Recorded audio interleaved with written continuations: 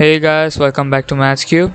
Today I'm attempting the 7th question from the International Advanced Level Mechanics M1. So without further ado, let's get started. The 7th question is a bit lengthy and a hectic one, so I'm only going to attempt the 2 part, which is the A and the B one. So a helicopter is hovering at rest above horizontal ground at the point H. A parachutist steps out of his helicopter and immediately falls vertically and freely under gravity from rest for 2.5 seconds. His parachute then opens and causes him to immediately deaccelerate at a constant rate of 3.9 meter per second for t seconds, that's t less than 6, until his speed is reduced to v meter per second. He then moves with constant speed v meter per second until he hits the ground. While he is deaccelerating, he falls a distance of 73.75 meters. The total time between the instant when he leaves H and instant when he hits the ground is 20 seconds. The parachutist is modeled as a particle, and the A part asks us to find the speed of parachutist at instant when his parachute opens. So for the first question, I just want you guys to look at the question first. It's of 1 marks. I just want you guys to go about the question and just look at the small things they have placed in the question for us to notice. And the first thing is, they said that the parachutist steps out of the helicopter and immediately falls vertically and freely under gravity from rest. So they say that it falls under gravity from rest, so that means our initial velocity is 0 and for 2.5 seconds. There you go, the time has been given.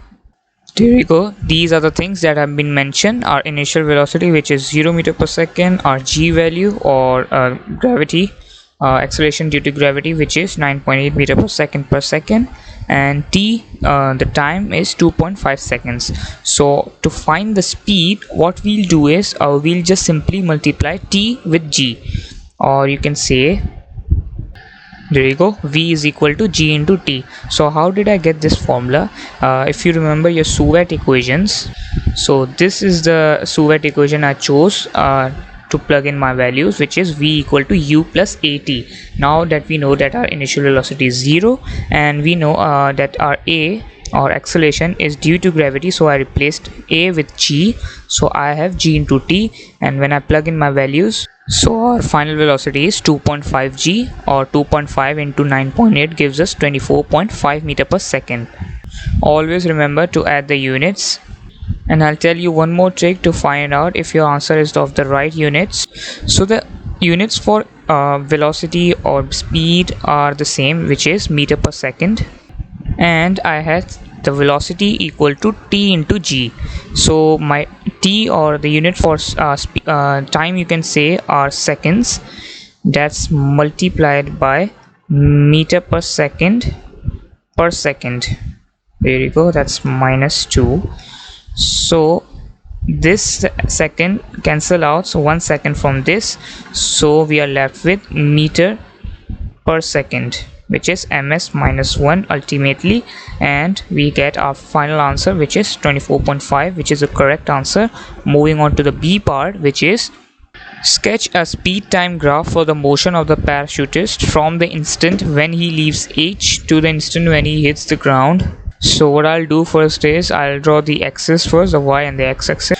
Remember, they said that we have to sketch a speed time graph, so you can sketch it roughly, you don't have to be accurate on it. So now the next thing will be to label our axis, which is speed time graph, they said. So this section, or the y section, will be v, and the x section on the x-axis will be t. There you go. And the next thing they asked us is to find the motion of the parachutist from the instant when he leaves H, or the helicopter. So when he leaves the helicopter, his initial speed is 0, as they said, which is 0 meter per second, and he reaches its final speed, which we got in the A part, which is 24.5 meter per second.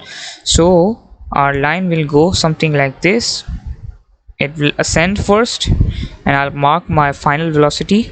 After marking the speed, don't forget to mark the time, which we got 2.5 seconds, in which he covers this speed. Now coming back to our question, which said that from here you can see I'll mark the question from that side, which is this part. So his parachute then opens and causes him to immediately deaccelerate, which means he'll descend. Our line will descend down the graph, which deaccelerate at a constant rate of 3.9 meter per second. That's the acceleration for t seconds. That's t less than 6, until his speed is reduced to v meter per second. He then moves with this constant speed until he hits the ground. So there will be a constant line there while he is decreasing, and he falls a distance of 73.75 meters. The total time between the instant when he leaves H and the instant when he hits the ground is 20 seconds. So we'll be marking 20 seconds after the end of the graph.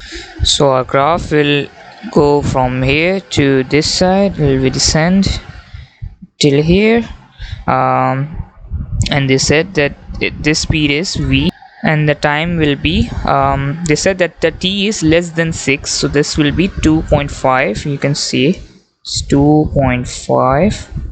wait a second, I'll be just drawing it.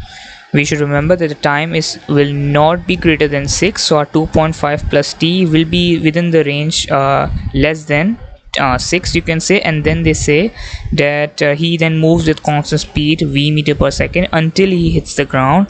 So this will be going from here, this will be a constant line, there you go. And when he leaves H at the instant when he hits the ground is 20 seconds. So our last stop will be 20 seconds. That's the total time there you go. That's the graph, that's how you draw the graph, and that's our A and B part done. Thanks for watching guys, stay tuned for more videos from this series.